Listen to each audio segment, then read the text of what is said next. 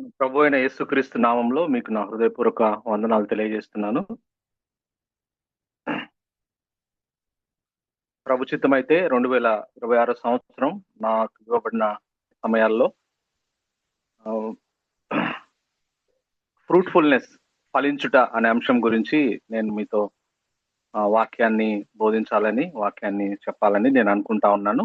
నా కొరకు ప్రార్థన చేయండి.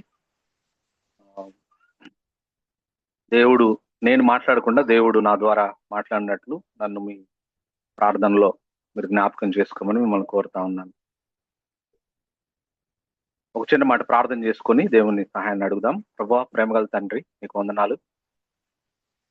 మా మంచితనం, మా గొప్పతనం, మా అర్హత, యోగ్యత ఎంత మాత్రం కాదు నాయన. కేవలం మీ కృపలో మమ్మల్ని జ్ఞాపకం చేసుకొని ఈ పునరుద్ధాన దినాన మేము సజీవ లెక్కలో ఉండి నీ సన్నిధానంలోకి వచ్చి ప్రభువా నిన్ను స్తుతించడానికి, ఆరాధించడానికి, మా ప్రభు అయిన యేసుక్రీస్తు ఆజ్ఞానుసారమైన బలలో చేయవేయడానికి మీరు మాకు ఇచ్చిన శ్రేష్టమైన సమయం, అవకాశం, ఆధిక్యతను బట్టి వందనాలు ప్రభా.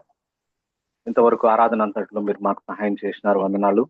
ఇప్పుడు నీ వాక్యాన్ని మేము కొద్దిసేపు ధ్యానిస్తుండగా నేను అల్పుడను, అయోగ్యుడను ప్రభా, నన్ను మీరు జ్ఞాపకం చేసుకొని నన్ను మీ శిలువ చాటును మరుగుపరిచి, పరిశుద్ధాత్మ దేవ, నా మాటలు కాకుండా మీ మాటలు మా అందరితో మాట్లాడి మమ్మల్ని బలపరచుమని, వాక్యం విని గ్రహించి అర్థం చేసుకొని ప్రభా వాక్య ప్రకారం జీవించే కృపను మాయడలో విస్తరింపచేయమని అడుగుతూ సమస్త ఘనత, మహిమ, ప్రభావాలు మీకు ఆరోపిస్తూ మా ప్రభువును మీ ప్రియకుమారుడైన యేసుక్రీస్తు పుణ్యనామంలో మిక్కిలి వినయముగా బతిమాలి ప్రార్థిస్తున్నాను తండ్రి.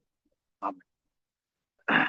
మన వాక్యదానానికి సహాయకరంగా యోహాను సువార్త 15వ అధ్యాయం, gospel according to John 15th chapter 1 to 11 verses ఉత్తర ప్రత్యుత్తర రీతిగా చదువుదాం. నేను ఒక వచనం, మీరు ఒక వచనం కలిసి చదువుదాం.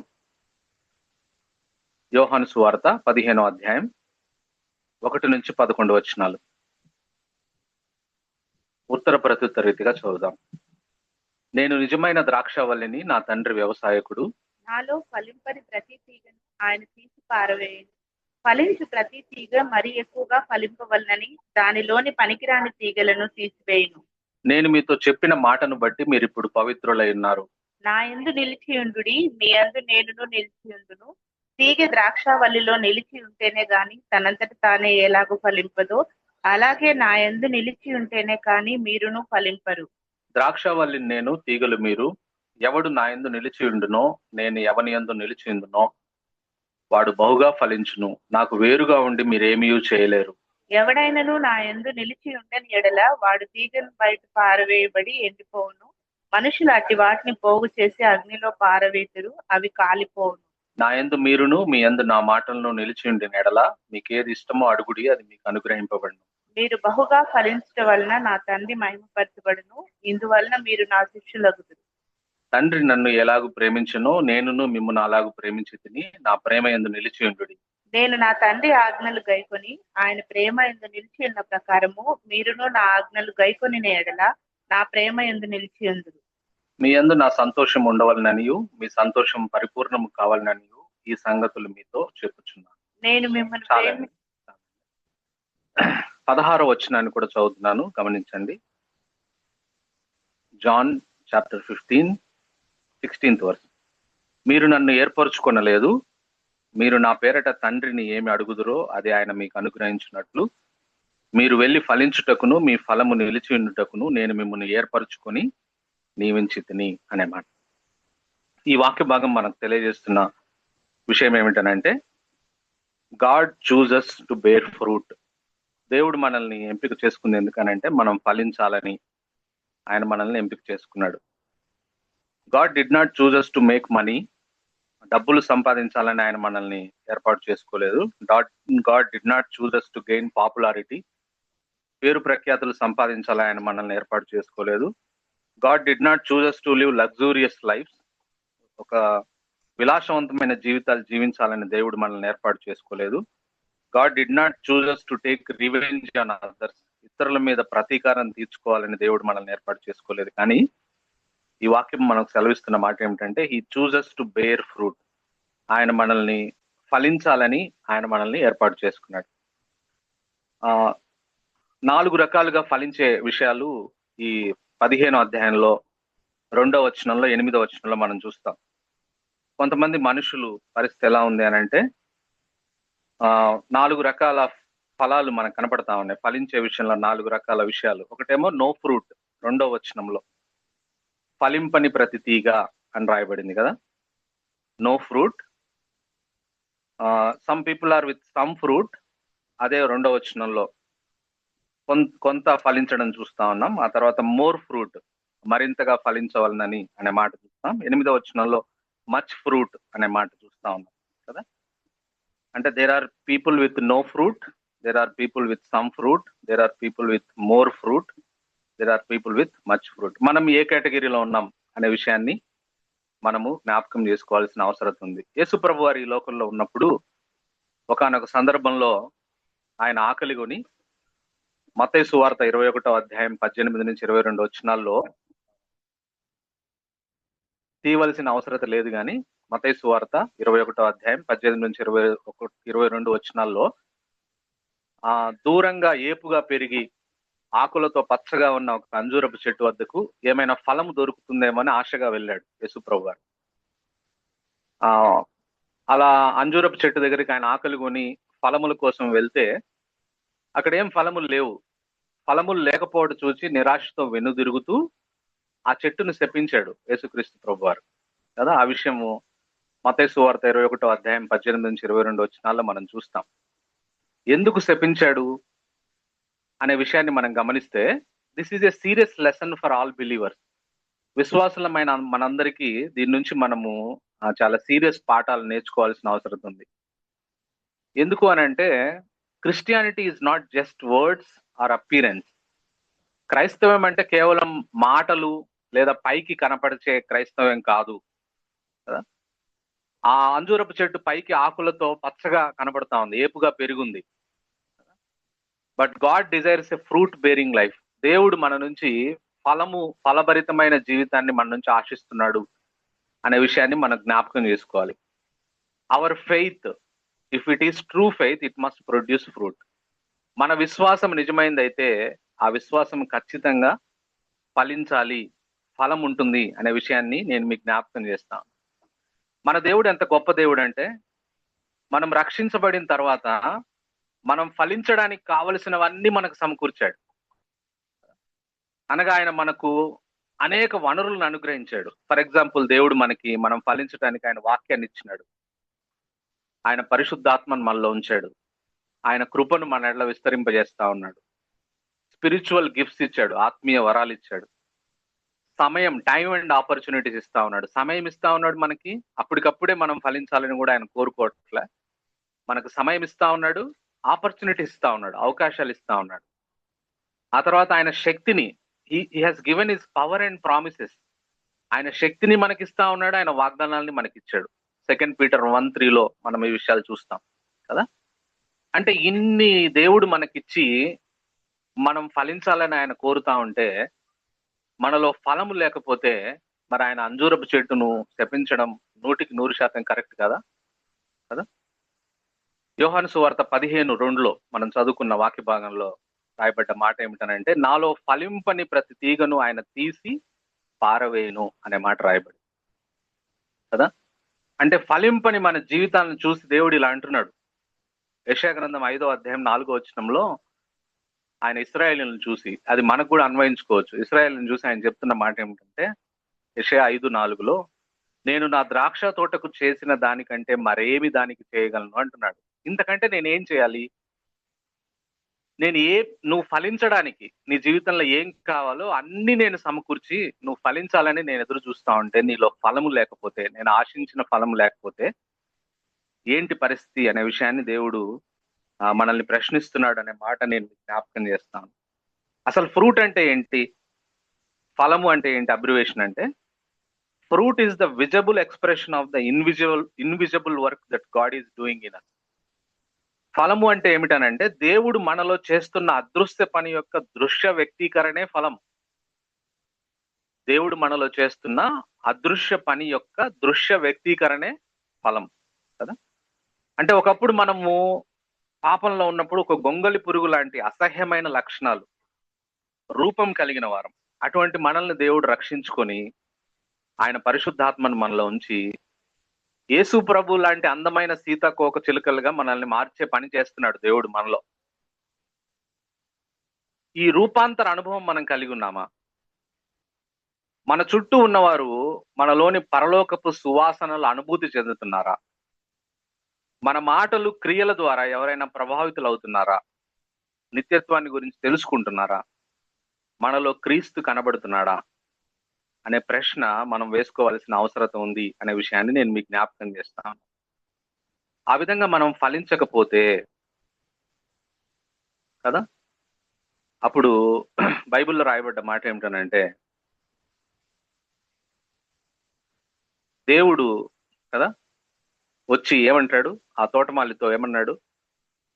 ద్రాక్ష తోటలో నాటబడిన అంజూరపు చెట్టు విషయంలో అవమానంలో యేసు ప్రభు తండ్రి అయిన దేవుడు వచ్చి తోటమాలితో అన్న మాట ఏమిటంటే, కట్ ఇట్ డౌన్ కదా, why does it use up the ground అన్నాడు కదా. అంటే ఫలించే విషయంలో మనం జాగ్రత్తకు తీసుకోకపోతే ద్రాక్ష తోట యజమాని ద్రాక్ష తోటమాలితో ఏమన్నాడంటే, దాన్ని నరికివేయి, దీనివల్ల ఈ భూమి ఎలా వ్యర్థమైపోవాలి అని చెప్పినాడు అనే మాట నేను మీకు జ్ఞాపకం చేస్తాను. కాబట్టి ఈరోజు మనకి ఇవ్వబడిన ఈ సమయంలో let us take it serious కదా. మన జీవితాలను పరిశీలన చేసుకుందాం. మన జీవితాల్లో ఫలం ఉందా అనే విషయాన్ని మనము జాగ్రత్తగా మనము దాన్ని పరిశీలించవలసిన అవసరం ఉంది అనే విషయాన్ని ఈ సందర్భంగా నేను మీకు జ్ఞాపకం చేస్తాను. ఒకవేళ లేకపోతే ఈ 2026 సంవత్సరంలో మనము ఫలించే క్రైస్తవులముగా ఉండాలని దేవుడు ఆశపడుతున్నాడు అనే సంగతిని నేను మీకు జ్ఞాపకం చేస్తాను. సో ఈ విషయాన్ని మనం బ్యాక్గ్రౌండ్ గా పెట్టుకుని మన జీవితంలో ఫలాలకు సంబంధించిన 2 విషయాలను నేను మీ దృష్టికి తీసుకొని రావాలని ఆశపడతా ఉన్నా. మొట్టమొదటిది ఏమిటంటే, మనం క్రైస్తవులముగా ఏ ఫలాలు మనం ఫలించాలని దేవుడు కోరుతా ఉన్నాడు. What are the fruit that we need to bear for Lord Jesus Christ, లేదా తండ్రి అయిన దేవుడి మహిమార్థం యేసుక్రీస్తు ప్రభువులో మనం ఎటువంటి ఫలాలు ఫలించాలని దేవుడు ఆశపడుతున్నాడు అనే విషయాన్ని మొట్టమొదటి జ్ఞాపకం చేసుకుందాం. రెండవది, మనం ఫలించాలంటే ఆయన అన్ని సమకూర్చాడు మనకు కావలసినవన్నీ. మనం మన వైపు నుంచి చేయవలసింది ఏంటి, మన వైపు నుంచి మనం ఏం చేయాలి మనం ఫలించాలంటే అనే ఈ 2 విషయాల్ని నాకున్న సమయంలో మీ దృష్టికి తీసుకొని రావాలని నేను ఆశపడతా ఉన్నాను. మనం విశ్వాసులుగా ఏ ఫలాలు ఫలించాలి అని అంటే, మత్తయి సువార్త 3వ అధ్యాయం 7 నుంచి 10 వచనాల్లో మొదటి ఫలం, మనం ఏ ఫలం ఫలించాలనే విషయం అక్కడ రాయబడింది. చదువుతున్నాను, గమనించండి. మత్తయి సువార్త 3వ అధ్యాయం 7 నుంచి 10 వచనాలు. అతడు పరిసయ్యులతోనూ సద్దుకయ్యుల్లోనూ అనేకులు బాప్తిస్మం పొందవచ్చుట చూచి, సర్ప సంతానమా, రాబో ఉగ్రతను తప్పించుకున్నటకు మీకు బుద్ధి చెప్పిన వాడెవడు? మారు మనసుకు తగిన ఫలం ఫలించుడు. అబ్రహాం మాకు తండ్రి అని మీలో మీరు చెప్పుకున్న తలంచవద్దు. దేవుడి రాళ్ల వలన అబ్రహామునకు పిల్లలను పుట్టింపగలడని మీతో చెప్పుచున్నాను. ఇప్పుడే గొడ్డలి చెట్ల వేరున ఉంచబడి ఉన్నది గనుక మంచి ఫలము ఫలింపని ప్రతి చెట్టును నరకబడి అగ్నిలో వేయబడును. దేవుడు మన నుంచి ఆశిస్తున్న మొదటి ఫలం ఏమిటనంటే, ఫ్రూట్ ఆఫ్ రిపెంటెన్స్, మారు మనసుకు తగిన ఫలం మనం ఫలించాలి. రిపెంటెన్స్ అంటే ఏంటి, మారు మనసు ఫలం అంటే ఏంటి అనే విషయాన్ని మనం గమనిస్తే, ఒకప్పుడు మనం అంటే ఈ లోకంలో మనం పుట్టినప్పటి నుంచి వీఆర్ ఫేసింగ్ టువర్డ్స్ సిన్, మనం పాపం వైపు ఉన్నాం కదా. అయితే మరి మిలిటరీ టర్మ్ లో మనం చూస్తే అబౌట్ టర్న్ కదా, పాపం వైపు నుంచి దేవుని వైపు మరలడం రిపెంటెన్స్ అంటే. ఒకప్పుడు మనం పాపం వైపు ఉన్నాం, పాపం వైపు నుంచి దేవుని వైపు మరలడం. సాధారణంగా మనము 5 రకాల ఏరియాస్ లో పాపం చేస్తూ ఉంటాం. 5 ఏరియాస్ లో. మొట్టమొదటిది మన యాక్షన్స్ లో పాపం చేస్తూ ఉంటాం, క్రియల్లో పాపం. రెండోది మన మాటల్లో పాపం చేస్తూ ఉంటాం, వర్డ్స్ లో పాపం చేస్తూ ఉంటాం. మూడోది మన థాట్స్ లో, ఆలోచనల్లో పాపం చేస్తూ ఉంటాం. నాలుగోది మన యాటిట్యూడ్స్ లో పాపం చేస్తూ ఉంటాం, అంటే టువర్డ్స్ పీపుల్, ఇతరుల పట్ల మనకుండే వైఖరి, అది కనపడదు ఎవరికి, రహస్యంగా జరుగుతున్న పాపం అది. ఆ తర్వాత మన మోటివ్స్ లో పాపం చేస్తూ ఉంటాం, మన ఉద్దేశాల్లో. మంచి పనులే చేస్తూ ఉంటాం, కానీ దాని వెనక ఉన్న ఉద్దేశం సరైంది కాకపోతే అది పాపం అయింటుంది అనే విషయాన్ని నేను మీకు జ్ఞాపకం చేస్తా ఉన్నా. సో ఈ రిపెంటెన్స్ అనేది అంటే ఏంటంటే, సాధారణంగా మారు మనసు అంటే, రక్షించబడిన కొత్తలో నేను మారు మనసు పొందాను, ఇంకా మరలా నేను మారు మనసు పొందాల్సిన అవసరం లేదు అని చాలా మంది అనుకుంటా ఉంటారు. అది తప్పు. తప్పుడు అభిప్రాయం. We need to have continual repentance. మనము నిరంతరం మనము మారు మనసు అనుభవాన్ని మన జీవితాల్లో మనం కలిగి ఉండాలి. అంటే ఈ పైన చెప్పబడిన 5 ఏరియాస్ లో ఎనీ అన్క్రైస్ట్ లైక్నెస్ కనపడితే we need to repent from sin and turn towards God. ఎప్పుడైనా సరే మన జీవితంలో ప్రతిరోజు మన మాటల్లో కానీ, క్రియల్లో కానీ, ఆలోచనలో కానీ, యాటిట్యూడ్స్ లో కానీ, మోటివ్స్ లో కానీ ఎప్పుడైనా పాపము కనపడ్డప్పుడు మనం ఏం చేయాలి? వెంటనే పాపం వైపు నుంచి దేవుని వైపుకు మరలాలి. We have to turn from sin to turn towards God. దేవుని వైపు మరలాలి. దాన్నే రిపెంటెన్స్ అని అంటారు. అందువల్ల ప్రతిరోజు మన జీవితాలను పరిశీలన చేసుకోవాలి. ప్రతిరోజు మన పాపాలను ఒప్పుకోవాలి. ప్రతిరోజు మనం దేవుని వైపు తిరగవలసిన అవసరత ఉంది అనే విషయాన్ని నేను మీకు జ్ఞాపకం చేస్తాను. కాబట్టి ఈ ఫ్రూట్ మన జీవితాల్లో ఉందా అనే విషయాన్ని మనం పరిశీలన చేసుకోవాలి. కాబట్టి ఫ్రూట్ ఆఫ్ రిపెంటెన్స్ మన జీవితాల్లో ఉండవలసిన అవసరత ఉంది అనే విషయం బైబిల్ మనకు తెలివిస్తాం. మొదటిది. రెండో విషయాన్ని చూస్తే, రెండవ ఫలం మన జీవితాల్లో దేవుడు ఆశించేది ఏమిటంటే గలతీ పత్రిక 5వ అధ్యాయం 22వ వచనం కదా. గలతీ 5:22 మనందరికి తెలుసు. చెప్దామా? ఆత్మఫలం ఏమనగా ప్రేమ, సంతోషము, సమాధానము, దీర్ఘశాంతము, దయాళుత్వము, మంచితనము, విశ్వాసము, సాత్వికము, ఆశానిగ్రహం కదా. చిలక పలుకుల్లాగా పలుకుతాం మనం కదా, మనకు తెలుసు ఇవన్నీ. కానీ మనలో ఉన్నాయా? మనలో ఉందా ఈ ఆత్మఫలం మన జీవితాల్లో? ఆత్మఫలం అంటే జాన్ మెకాథర్ అంకుల్ అంటాడు, ఆత్మఫలం అంటే ఈ రోజు నేను ప్రేమ కనపరుస్తా, రేపు సంతోషం కనపరుస్తా, ఎల్లుండి దీర్ఘశాంతం కనపరుస్తా అని అనకూడదు. ఆత్మఫలం అంటే ఈ 9 పుష్పాలు కలిగిన ఒక బొకే లాంటిది అంటాడు. ఆత్మఫలము, ఆత్మఫలాలు అనలే, అందుకే కదా ఆత్మఫలము అన్నాడు. అంటే ఇది ఒకేసారి మన జీవితాల్లో, అన్ని ఒకేసారి మన జీవితాల్లో మేనిఫెస్టేషన్ అవ్వాలి, కనపడాలి. ఒకేసారి మన జీవితాల్లో ఉండాలి, అన్ని ఒకేసారి సమాంతరంగా ఒక బొకే లాగా. అయితే దాన్ని మెజర్ లో పెరుగుతుంది. అంటే ఈ సంవత్సరం నేను 2026లో నేను ప్రేమలో ఉన్నదానికి 2027లో నేను ప్రేమలో ఉండబోయేదానికి ఎదుగుదల కనపడుతుంది. కానీ అన్ని కలిపి ఆత్మ ఫలము మన జీవితాల్లో కనబడుతుందా అనే విషయాన్ని మనం జ్ఞాపకం చేసుకోవాల్సిన అవసరం ఉంది కదా. మనం ఒకప్పుడు గలతీ పత్రిక 5వ అధ్యాయం 19 నుంచి 21 మధ్యలో ఉన్నాం. మనం శరీర క్రియలు చేస్తా ఉన్నాం ఒకప్పుడు కదా. గలతీ 5:19-21 నుంచి మనం ఏం చేయాలి? గలతీ పత్రిక 5:22లోకి వెళ్ళాలి. అవన్నీ శరీర క్రియలు అక్కడ రాయబడి ఉన్నాయన్ని. గలతీ పత్రిక 5వ అధ్యాయం 19 నుంచి 21 వరకు. అక్కడ నుంచి మనము 22వ వచనంలోనికి, అంటే ఆత్మ ఫలములోనికి మనం వెళ్ళవలసిన అవసరత ఉంది అనే విషయాన్ని నేను మీకు జ్ఞాపకం చేస్తాను. సో అలా ఒకప్పుడు శరీర హెచ్చలు నెరవేర్చుకుంటున్న మనము ఆత్మ ఫలం ఫలించాలి అని అంటే అది అంత ఈజీగా జరిగే పని కాదు. ఎందుకనంటే శరీరము ఒక గర్జించు సింహం లాంటిది కదా. అది మనల్ని మృంగివేయడానికి ప్రయత్నం చేస్తూ ఉంటుంది. శరీరం అంత పవర్ఫుల్ గా, బలంగా మన మీద పనిచేస్తూ ఉంటుంది.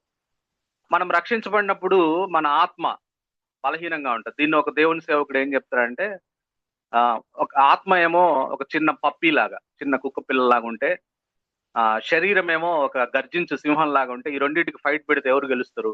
సింహమే గెలుస్తుంది.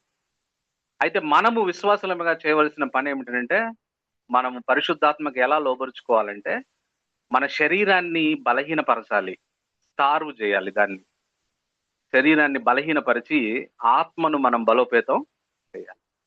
ఒక 6 నెలలు ఈ పప్పీకి ఆహారం పెట్టి ఆ సింహానికి, గర్జించే సింహాన్ని మనం మాడుస్తే అన్నం పెట్టకుండా, 6 నెలల తర్వాత యుద్ధం జరిగితే ఎవరు గెలుస్తారు? పప్పీనే గెలుస్తుంది. ఎందుకనంటే మనము సింహాన్ని మనం బలహీనపరిచాం, పప్పీకి మనం బలం పెట్టాం కదా. అంటే మనము ఆత్మని ఎలా బలపరచాలి అని అంటే, దేవుణ్ణి ప్రథమ స్థానంలో పెట్టాలి. Putting God first. Strong prayer life ని మనం కలిగి ఉండాలి. బైబుల్ రీడింగ్ రెగ్యులర్ గా మనం చేయాలి. గుడ్ లోకల్ చర్చ్ తో మనం కనెక్ట్ అయి ఉండాలి. స్ట్రాంగ్ బిలీవర్స్ మధ్యలో ఉండాలి. ఇది ఆహారం పెట్టడం అంటే ఆత్మకి. ఈ విధంగా మనం ఆత్మను బలపరచవలసిన అవసరం ఉంది. స్టార్వ్ చేయడం అంటే ఎట్లా? మరి ఎండబెట్టాలి శరీరాన్ని, ఈ సింహాన్ని ఎండబెట్టాలంటే ఎట్లా అంటే, say no to sinful desires, అంటే పాపపు కోరికలకు నో చెప్పడం నేర్చుకోవాలి. కన్ఫెస్ సిన్ క్విక్లీ, వెంటనే మనం పాపాలు ఒప్పుకోవాలి. అవాయిడ్ ఫోన్ అండ్ మీడియా, మీడియాని మనం దూరంగా ఉండాలి. Avoid sinful people. వాటి నుంచి బయటపడాలంటే పాపంలో పూనుకొని ఉన్న వాళ్ళతో మనం దూరంగా ఉండవలసిన అవసరం ఉంది. కాబట్టి ఈ విధంగా మనము ఆత్మ ఫలాన్ని ఫలించాలని దేవుడు కోరుతా ఉన్నాడు. ఇది రెండో విషయం. మూడవ ఫలం ఏమిటి అని అంటే, హెబ్రీలకు రాసిన పత్రిక 13వ అధ్యాయం 15వ వచనంలో రాయబడింది మనం ఫలించాల్సిన మూడవ ఫలం.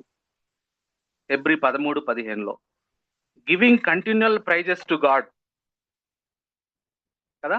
హెబ్రీ 13:15లో రాయబడ్డ మాట. కాబట్టి ఆయన ద్వారా మనము దేవునికి ఎల్లప్పుడూ స్తుతియాగం చేయదము, అనగా ఆయన నామం ఒప్పుకొనుచు జిహ్వ ఫలము అర్పించదు.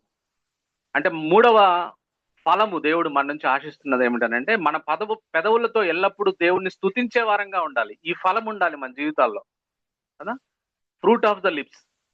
అందుకే కీర్తనకారుడు ఏమంటాడు 34వ కీర్తన 1వ వచనంలో, నేను ఎల్లప్పుడూ యెహోవాను సన్నతించెదను, నిత్యము ఆయన కీర్తి నా నోట ఉండును అని.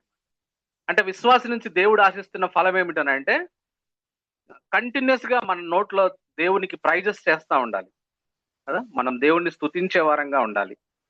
అయితే మన నోరు తెరిస్తే ఏమొస్తుంది మనకు తెలుసు. ఎవరి నోరు గురించి వాళ్ళకి తెలుసు కదా బాగా. మనం నోరు తెరిస్తే మన నుంచి గాసిప్ వస్తుంది. మనం నోరు తెరిస్తే మన నోటి నుంచి సనుగుడు వస్తుంది, గొనుగుడు వస్తుంది కదా. ఆత్మస్తుతి పరనింద, మా పిల్లలు గొప్ప, మేము గొప్ప, వేరే వాళ్ళు చెడ్డోళ్ళు కదా. లేక నిత్యము ఇంకేమన్నా కదిలిస్తే, అయ్యా నా కొడుకు ఇట్లా, నా బామరిది ఇట్లా, మా అత్తగారు ఇట్లా, మా తమ్ముడు ఇట్లా, నా భార్య ఇట్లా, నా పిల్లలు ఇట్లా, నిత్యము వాళ్ళు పొందుతున్న శ్రమల గురించే చెప్తా ఉంటారు వాళ్ళు కదా. ఇంకా దేవుడు అది ఇవ్వలేదు, ఇది ఇవ్వలేదు అని లిస్ట్ చదువుతున్నావా కదా. హృదయం నిండి ఉన్న దాన్ని బట్టి నోరు మాట్లాడుతుంది. నిజంగా దేవుని స్తుతితో నీ నోరు నింపబడితే, నీ నోరు తెరిస్తే ఇంకా దేవుని స్తుతే వస్తుంది. వేరే మాట్లాడుతూ ఉన్నావంటే నీ హృదయం వాటితోనే నింపబడింది అని అర్థం అనే విషయాన్ని నేను మీకు జ్ఞాపకం చేస్తాను. నిజంగా మన దేవుడి గురించి ఆలోచిస్తే ఆశ్చర్యం అనిపిస్తుంది. ఒక వ్యభిచారంతో పట్టబడిన స్త్రీని ఆయన దగ్గరికి పబ్లిక్ లా పట్టుకొని సాక్ష్యం, అంటే అందరు చూశారు ఆమె వ్యభిచారం చేస్తున్న విషయం చూసి లాక్కొని యేసుప్రభు దగ్గరికి వస్తే, ఆమెను అమ్మా అని సంబోధించి, అమ్మ ఎవరు ఏం చేయలేదా, నేను కూడా ఏం చేయను, ఇక నుంచి నువ్వు పాపం చేయొద్దమ్మా అని చెప్పిన ఈ కరుణామూర్తిని, మనం అదే పరిస్థితి, మనం ఆమె లాంటి వాళ్ళం, మనందరం. ఆమె పట్టుబడింది, మనం పట్టుబడలే బహిరంగంగా అంతే. అటువంటి కరుణను చూపిస్తున్న దేవుణ్ణి ఎన్నిసార్లు స్తుతించినా, ఎంత స్తుతించినా ఈ జీవితం సరిపోతుందా మనకి? సరిపోదు కదా. మనం దేవుణ్ణి స్తుతించే వారంగా ఉన్నామా? ఈ ఫలము మన జీవితాల్లో కనపడుతుందా అనే విషయాన్ని మనం పరిశీలన చేసుకోవాల్సిన అవసరత ఉంది అనే విషయాన్ని నేను మీకు జ్ఞాపకం చేస్తా ఉన్నా. మన పెదవులతో నిరంతరం దేవుణ్ణి స్తుతించే ఫలం మనం ఫలించాలి. అది మూడవది.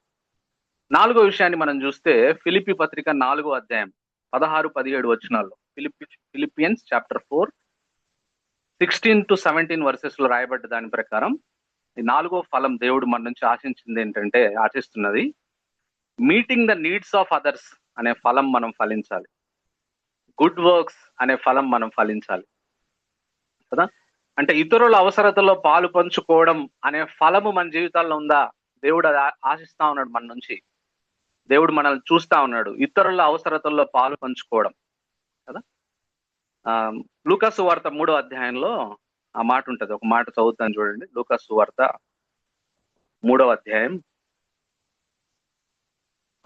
లూకాసు వార్త 3వ అధ్యాయం 9 నుంచి రాయబడ్డ మాటలు, 9-10 చదువుతున్నాను చూడండి. ఇప్పుడే గొడ్డలి చెట్ల వేరున ఉంచబడి ఉన్నది కనుక మంచి ఫలం ఫలించని ప్రతి చెట్టును నరకబడి అగ్నిలో వేయబడి అని చెప్తే,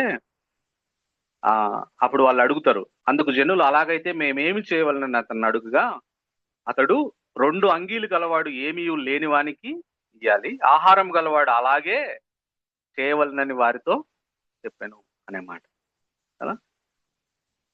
ఫిలిప్పి 4:16-17 కూడా రాయబడ్డ మాట మనం చూస్తే, ఫిలిప్పీలకు రాసిన పత్రిక 4వ అధ్యాయం 16-17 వచనాల్లో, ఏలైనగా తెస్సలోనికలో కూడా మీరు మాటి మాటికి నా అవసరం తీర్చుటకు సహాయం చేస్తే, నేను ఈవిని ఆపేక్షించి ఇలాగ చెప్పుటలేదు కానీ మీ లెక్కకు విస్తార ఫలము రావాలని ఆపేక్షించి చెప్పుచున్నాను. ఇతరుల అవసరతల్లో పాలు పంపులు పొందుతా. ఒక మాట నేను మీకు చెప్తా, ఒక సీక్రెట్ నేను మీకు చెప్పేది ఏంటంటే, బైబిల్లో దాదాపు 10,000 వాగ్దానాలు ఉన్నాయి. దాంట్లో సుమారు 7,000, అప్రాక్సిమేట్ గా నేను చెప్తున్నా, 7,000 వాగ్దానాలు these are conditional promises, conditional blessings of God. అంటే నువ్వు ఈ షరతును పాటిస్తే నీకు ఈ ఆశీర్వాదం వస్తుంది, ఈ దీవెన వస్తుంది అని చెప్పే కండిషనల్ ప్రామిసెస్ ఉన్నాయి. ఈ 7,000లో ఎక్కువ శాతం ఆయన దేవునికి ఏ కండిషన్ కి ముడిపెట్టాడో తెలుసా? జనరాశికి ముడిపెట్టాడు దేవుడు. అంటే నువ్వు ఎంత దాతృత్వం కలిగిన వాడవుగా, ఎంత దాతృత్వం కలిగిన దానవుగా నువ్వు ఉంటే అంతగా దీవించబడతావు, అన్ని వాగ్దానాలు స్వతంత్రించుకుంటావు, అంతగా ఆశీర్వాదకరమైన నీ జీవితం నీకుంటది కదా. అందువల్ల మనము స్టింజీగా ఉండకూడదు, పిసనారులుగా మనం ఉండకూడదు, దాతృత్వం కలిగిన వారంగా మనం ఉండాలి. మనకున్న దాంట్లోంచి ఇతరులకు సహాయం చేసే వారంగా మనం ఉండాలి అనే విషయాన్ని నేను మీకు జ్ఞాపకం చేస్తాను. నువ్వు ఎంత జనరస్ గా ఉంటే అంతగా దీవించబడతావు. ఇది నువ్వు రాసి పెట్టుకోవచ్చు, బైబిల్ చెప్తున్న మాట, నేను చెప్తున్న మాట కాదు. నువ్వు ఎంత జనరస్ గా ఉంటే అంతగా నువ్వు దీవించబడతావు అనే మాట. అందుకే రోమ 12:13లో ఏమంటాడు? పరిశుద్ధుల అవసరములలో పాలు పొందుచు కదా, పరిశుద్ధుల అవసరములలో పాలు పొందే వారంగా ఉండాలి. ఇంకా యోహాను 1 John 3:17లో రాయబడ్డ మాట, ఈ లోకపు జీవనోపాధి గలవాడేయండి తన సహోదరునికి లేమి కలుగుట చూచి అతని ఎడల ఎంత మాత్రమును కనికరం చూపని వాని యందు దేవుని ప్రేమ ఎలాగూ నిలుచును అనే మాట కదా. మనము దాతృత్వం, ఇతరుల అవసరతలో పాలు పంచుకోవడం అనే ఫలాన్ని మన జీవితాల్లో ఫలించవలసిన అవసరం. ఒకసారి ఒక కథ, ఈ కథలోంచి మనం నేర్చుకోవాలి, మామూలుగా కథనే. ఒకసారి ఒక రాజు, దేశాన్ని పరిపాలించే రాజు ఒక ఊర్లో గ్రామ పర్యటనకి వెళ్తే, ఎలాగానే గ్రామం స్టార్టింగ్ లో ఒక ఆయన అడుక్కుంటా ఉన్నాడు, భిక్షగాడు భిక్షం ఎత్తా ఉన్నాడు. అప్పుడే వచ్చాడు ఆ భిక్షగాడు. రాగానే ఈ రాజు దగ్గరికి పోతుంటే, ఈ మారు వేషంలో ఉన్న రాజు అతను ఏమన్నా నాకు ఇయడానికి వస్తున్నాడేమో అని అనుకుంటాడు ఈ భిక్షగాడు. అనుకొని ఇట్లా చేయి జాపితే, లేదు లేదు రాజే వచ్చి రాజు ఇట్లా చేయి జాపుతాడు ఆ భిక్షగాడిని, నీ దగ్గర ఏమన్నా ఉంటే నాకు అని అంటాడు. అడిగినప్పుడు ఈయన సంచి ఎతుకుతాడు, అప్పుడే వచ్చిండు. ఈయన సంచి ఎతుకుతే సంచులు ఏముండవు కానీ 3 బియ్యపు నాణ్యాలు ఉంటాయి, బియ్యం ఉంటది, 3 బియ్యపు గింజలు ఉంటే ఆ 3 బియ్యపు గింజలు తీసి ఆయన చేతిలో పెడతాడు, రాజు చేతిలో. ఆ రాజు వెళ్ళిపోతాడు. వెళ్ళిపోయిన తర్వాత ఈయన అడుక్కొని ఇంటికి వస్తాడు ఈ భిక్షగాడు. రాజు వెళ్ళిపోయినాడు, ఆ 3 బియ్యపు గింజలు తీసుకొని ఇంటికి వచ్చి ఇంట్లో ఉన్న బియ్యం ఇదిలిగానే దాంట్లో 3 బంగారు నాణ్యాలు కనపడతాయి. అప్పుడు ఆ భిక్షగాడి ఫీలింగ్ ఏంది చెప్పండి? ఒక 10 బియ్యపు గింజలు ఉంటే బాగుండు, నాకు 10 బంగారు నాణ్యాలు వచ్చాయి కదా అని అనుకుంటాడు కదా. సేమ్ అదే, ఇది కథే అయినా కూడా బైబిల్ ప్రకారం మనం చూస్తే నువ్వు ఎంత ఇస్తే అంతగా దీవించబడతావు, నువ్వు ఎంత ఇతరులకు సహాయం చేస్తే అంతగా నువ్వు ఆశీర్వదించబడతావు కదా. కాబట్టి మనము ఆ భిక్షగాడిలాగా మనము తగిన దానికన్నా తక్కువ ఇచ్చి లేమికి వచ్చేవారు కలరు అనే మాట. కాబట్టి మనము ఇతరుల అవసరతల్లో పాలు పంపులు పొందే ఆ యొక్క కృప మనం కలిగి ఉండాలి. ఆ ఫలం మన జీవితాల్లో ఉండవలసిన అవసరం. ఆ తర్వాత 5వ ఫలం చూస్తే, ఫిలిప్పీలకు రాసిన పత్రిక 1వ అధ్యాయం 9-11 వచనాల్లో రాయబడ్డ మాట ఏమిటనంటే, మనము నీతి అనే ఫలం ఫలించాలి. నీతి అనే ఫలం, రైచెస్ అనే ఫలాన్ని మనం ఫలించాలి. మనం ఎప్పుడు నీతిమంతులుగా చేయబడతాం? క్రీస్తును అంగీకరించినప్పుడు వి మేడ్ రైచెస్ కదా, మనం నీతిమంతులుగా చేయబడ్డాం. మనకై మనం నీతిమంతులుగా కావడం అది జరగని పని. యేసు ప్రభువుని అంగీకరించాం కాబట్టి మనం నీతిమంతులుగా ప్రకటించబడ్డాం. అయితే మన నీతి ఎలా ఉండాలి అని అంటే, జాక్పూనెన్ అంకుల్ చెప్తా ఉంటాడు, సామెతలు 4:18 గుర్తు చేసి అంకుల్ చెప్తున్న మాట ఏంటంటే, పట్టపగలకు వరకు వేకువ వెలుగు తేజరిల్లునట్లు నీతిమంతుల మార్గం అంతకంతకు తేజరిల్లును. అంటే మన నీతి, విశ్వాసుల్లో నీతి ఎలా ఉండాలంటే, కొడగొట్టిన దీపంలాగా, ఆరిపోయే దీపంలాగా అట్ట వచ్చి అంటే ఉదయం కొంచెం అట్ట వెలిగి మళ్ళీ ఆరిపోయేటట్టుగా అట్ట ఉండకూడదు. కొడగొట్టిన దీపాలలాగా కాదు మన నీతి ఉండాల్సింది. అంకుల్ చెప్పిన మాట ఏంటంటే, పట్టపగల వరకు వేకువ వెలుగు తేజరిల్లినట్లు. అంటే ఉదయం పూట ఎట్లుంటది? సూర్యుడు మామూలుగా ఉంటాడు, కాంతి పెరిగే కొంది 11ంటికి 12ంటికి 1 గంటకి ఎట్లుంటాడు సూర్యుడు? మహా తేజస్సుతో ప్రజ్వరిల్లుతా ఉంటాడు. అలా ఎదగాలి మన నీతి మనలో కదా. పొడగొట్టిన దీపంలాగా ఉండకూడదు మనలో నీతి. సూర్యకాంతి లాగా ప్రజ్వరిల్లేటట్టుగా మనం నీతిమంతులుగా మనము ప్రజ్వలించవలసిన అవసరం ఉంది. ఆ విధంగా మన నీతి పెరగాలి మనలో అనే విషయాలు సంవత్సరాలు గడిచే కొలది కదా. ఈ అనీతి నిండిన లోకంలో మనం నీతిమంతులుగా జీవించాలి. నీతి గురించి ఆలోచిస్తున్నప్పుడు నాకు ఇద్దరు యోసేపులు గుర్తొచ్చిండ్రు బైబిల్లో. ఇద్దరు యోసేపుల్ని బైబిల్లో వాళ్ళ గురించి రాసేటప్పుడు నీతిమంతులు అని రాశారు కదా. మొదటి యోసేపు ఏమో మరియ భర్త యోసేపు కదా. ఏమని రాసింది ఆయన గురించి? మత్తయి సువార్త 1 సమయం లేదు కానీ నేను ముందుకు వెళ్తున్నా. మత్తయి సువార్త 1:18-19 ఏమని ఉంటుంది? ఆయన నీతిమంతుడై ఉండి ఆమెను రహస్యముగా విడనాడాలని ఆయన ఉద్దేశించిండు అనే మాట. అంటే ఆయన నీతి దేంట్లో కనపడిందంటే కఠినంగా వ్యవహరించాల్సిన సమయంలో కనికరం చూపాడు ఆయన. ఈ నీతి ఉందా మనలో? నాలో లేదు కదా. నిజంగా ఒప్పుకుంటున్నా నేను. కఠినంగా అంటే రూల్ పొజిషన్ కరెక్ట్ గా ఉన్నప్పుడు, ఆయన రూల్ పొజిషన్ కరెక్ట్ గా ఉన్నప్పుడు ఆయన కనికరం చూపించండి, కనికరాన్ని ఎంచుకున్నాడు. అది ఆయన నీతి. బైబిల్ చెప్తున్న మాట, నేను చెప్తున్న మాట. కఠినంగా వ్యవహరించాల్సిన పరిస్థితుల్లో మనం కనికరాన్ని ఎంచుకునే వాళ్ళంగా ఉండాలి. అది నీతి లక్షణం, నీతిమంతుడి లక్షణం. రెండవ యోసేపు మనకి బైబిల్లో రాయబడ్డ మాట ఎవరంటే అరిమతయి యోసేపు గురించి నీతిమంతుడు అని రాయబడింది. తీసుకోవడానికి సమయం లేదు. లూకా సువార్త 23:50-51 వచ్చినారు. ఆయన నీతిమంతుడై ఉండి ఆ యూదా ప్రధానుల వాళ్ళ పక్షము చేరగా యేసు డెడ్ బాడీని తీసుకుని ఆయన సమాధిలో తొలిపించుకోవాలనే ధైర్యమైన నిర్ణయాన్ని ఆయన తీసుకున్నాడు. సో ఆయన నీతి ఏమో కఠినంగా ఉండాల్సిన పరిస్థితుల్లో కృప చూపించడం ద్వారా ఆయన నీతి బయలుపరుచుకుంటే, ఈయన భయపడాల్సిన పరిస్థితుల్లో ధైర్యంగా నిలబడి తన నీతిని ప్రదర్శించాడు కదా. అటువంటి నీతిని మనం కలిగిన వారంగా మనం ఉండాలని దేవుడు ఆశిస్తా ఉన్నాడు. అటువంటి నీతి కలిగిన వారంగా మనం ఉండవలసిన అవసరత ఉంది అనే విషయాన్ని నేను మీకు జ్ఞాపకం చేస్తాను. ఇది 5వ ఫలం. 6వ ఫలం చెప్పి మనం ముందుకెళ్దాం. 6వది ఏమిటంటే రోమా 1:13 ప్రకారం, రోమిలకు రాసిన పత్రిక 1వ అధ్యాయం 13 ప్రకారం ఇంకొక ఫలం దేవుడు మన నుంచి ఆశించేది ఏంటంటే ఇతరులను క్రీస్తు కొరకు సంపాదించుట అనే ఫలము దేవుడు మన జీవితంలో ఆశిస్తా ఉన్నాడు. మనము ఎవరినైనా క్రీస్తు దగ్గరికి తీసుకొని రావాలి. ఆ ఫలం దేవుడు మన నుంచి ఆశిస్తా ఉన్నాడు కదా. లూకా సువార్త 15వ అధ్యాయం మనందరికీ తెలుసు. ఒక మాట చెప్తున్నా, వినండి, బాగా శ్రద్ధగా వినండి ఈ మాట. The only reason for which heaven rejoice అనే విషయం లూకా సువార్త 15లో రాయబడింది. ఏం చేస్తే పరలోకంలో ఒక సంబరం, ఏం చేస్తే దేవదూతలు సంతోషిస్తారు, రెడీమ్డ్ సెయింట్స్ సంతోషిస్తారు, దేవుడు సంతోషిస్తాడు, దేవుడి ముఖం అసలు పరలోకంలో ఒక పండగ వాతావరణం తేవాలంటే ఏం చేయాలి మనం ఈ భూమి మీద అంటే దానికి సమాధానం ఆ లూకా సువార్త 15వ అధ్యాయంలో రాసి పెట్టిండు దేవుడు. When a sinner repents and turn backs to God, పాపి తన పాపం నుంచి పశ్చాత్తాపడి దేవుని వైపు తిరిగితే గొప్ప సంతోషం అంట పరలోకంలో. ఎప్పుడన్నా మన వల్ల పరలోకం సంతోషించిందా? మనల్ని మనం ప్రశ్నించుకుందాం. ఒక్కళ్ళన్నా రక్షించబడి సంవత్సరాలు అయితా ఉంది, మనం ఒక్కళ్ళనన్నా మరి దేవుని దగ్గరికి చేర్చి పరలోకాన్ని సంబరం సంతోషించే ఆ ఫలం మన జీవితాల్లో ఉందా అనే విషయాన్ని మనం జ్ఞాపకం చేసుకోవాల్సిన అవసరం ఉంది కదా. నిజంగా ఆ భారం ఉందా? అసలు మనకి ఆత్మల సంపాదన భారం ఉందా? జాన్ హైడ్ అనే ఒక మిషనరీ గురించి మీరు విన్నారో లేదో నాకు తెలీదు. ఆయన బతికింది 47 సంవత్సరాలే. ఆ జాన్ హైడ్ అనే మిషనరీ అమెరికాలో ఇల్లనాయిస్ అనే స్టేట్ లో ఆయన పుట్టి భారతదేశంలో పంజాబ్కి వచ్చిండు. ఆయన పంజాబ్కి వచ్చి పంజాబ్ లో 19 సంవత్సరాలు ఉన్నాడు. కేవలం 19 సంవత్సరాలే, బతికింది మొత్తం 47 సంవత్సరాలే. ఆయన పంజాబ్ లో ఉన్నది 19 సంవత్సరాలే. సువార్త చెప్పడం రాదు ఆయనకి, వాక్యం చెప్పడం రాదు. అందువల్ల ఏం చేసేవాడంటే ప్రార్థన చేసేవాడు. మోకాల్లో రాత్రంతా ప్రార్థన చేసేవాడు. 3 రోజులు ఎవరన్నా మీటింగులు పెడుతుంటే ఆ మీటింగులకు దగ్గరలో ఎక్కడన్నా పోయి ఆ మీటింగులు జరుగుతున్నంతసేపు ప్రార్థన చేసేవాడు మోకాళ్ళ మీద. ఆత్మల భారం, నశించిపోయే ఆత్మల భారం. అడిగాడు ప్రభుని, ప్రభువా నాకు ఈ సంవత్సరం నాకు రోజుకొక ఆత్మని అని అడిగాడు. అడుగుతానే నిజంగా దేవుడు 400 ఆత్మలు ఇచ్చాడు. సంవత్సరానికి ఎన్ని రోజులు? 365 రోజులు. 400 ఆత్మలు ఇచ్చాడు ఆయనకి. ఆ సంవత్సరం రక్షించబడ్డారు ఆయన ప్రార్థన ఫలితంగా. ఆ తర్వాత మరుసటి సంవత్సరం మళ్ళీ పెంచి ప్రభువా నాకు 2 ఆత్మల్ని అన్నాడు. రోజుకు 2 ఆత్మలు. ప్రార్థనే చేశాడు, ఏం చేయలే.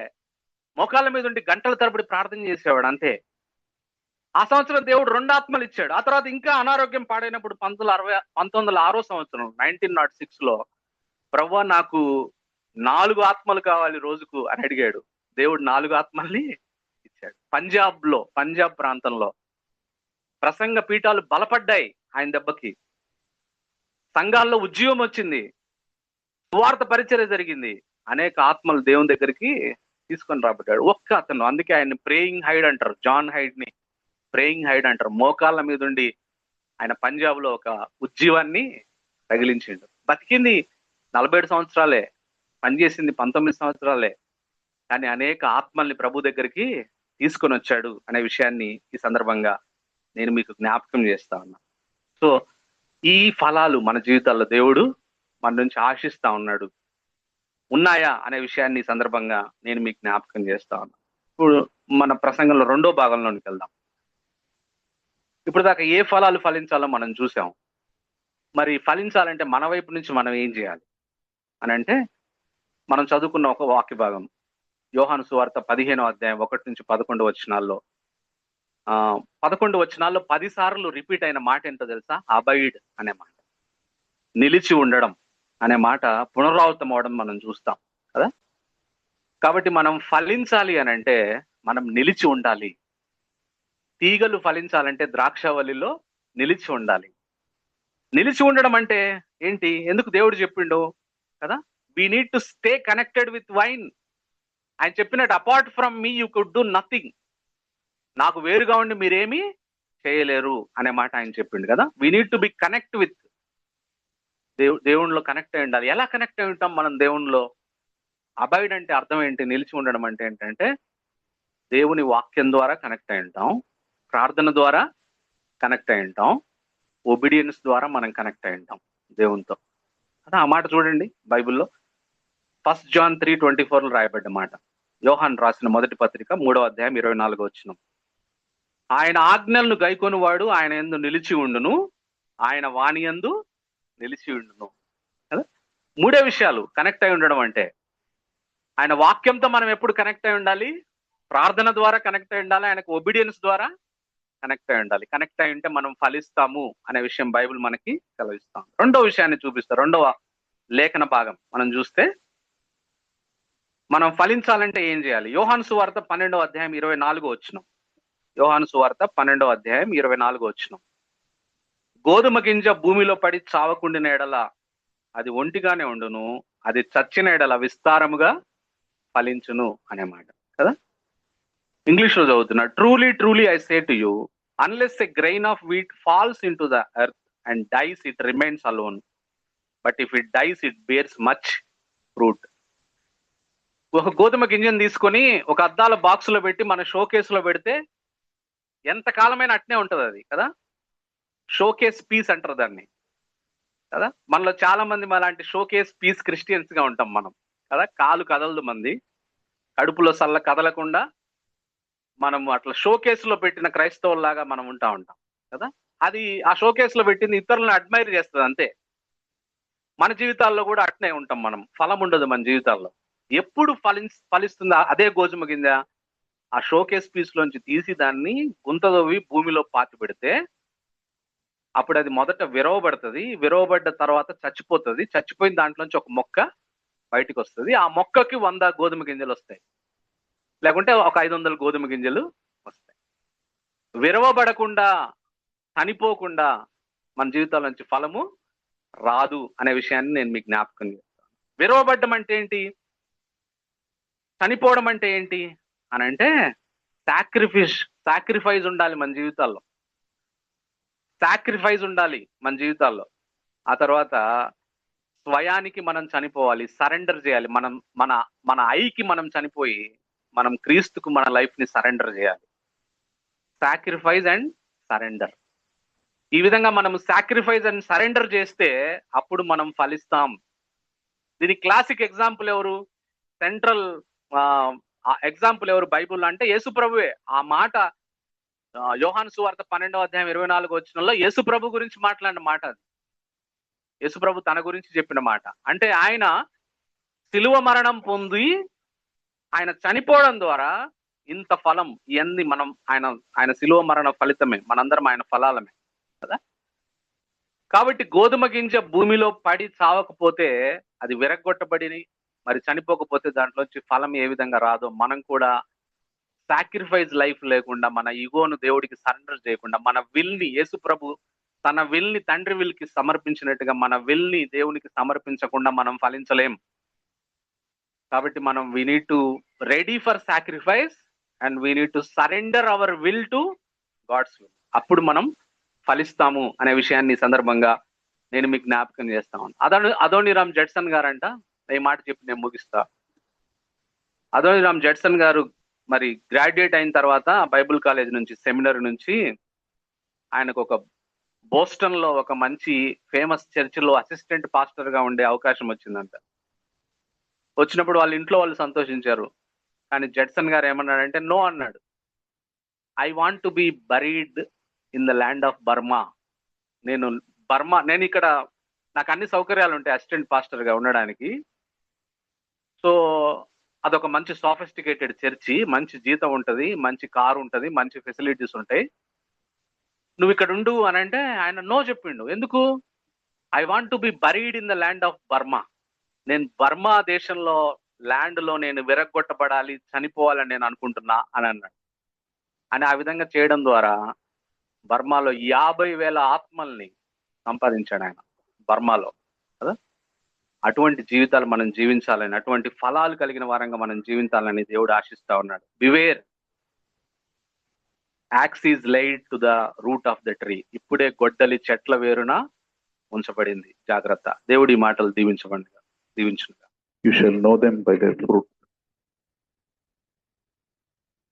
Remember, fruit is the seen display of what is the unseen work of God in our lives. That is why a fruit cannot cheat. You can show an appearance, a wrong appearance of a good person, but the fruit you show is the real display of the work of God in your life. Let us desire this fruitfulness in each one of our lives. Much fruit may we bear. Father, we thank you for this time you have given us, and thank you for your word that reminds us, Lord, the kind of fruits we need to bear. First and foremost, may we have this fruit of repentance. May we display the fruit of the Spirit in our lives. And may we be people who live lives seeking where you want us to serve, where you want us to share, and give us this burden to pray for souls, Lord. Lead us, guide us, Master. May we have this burden for souls like John Hyde and Adoniram Judson. And may our life be pleasing in your sight. May the work that we do be pleasing in heaven, Lord. Each one of us, we pray that you will cleanse us from all kinds of casualness, all kinds of wrong priorities, and seek the only thing that is worth seeking, a relationship with you and the fruit of the relationship with you. Thank you and praise you, Lord, in Lord Jesus.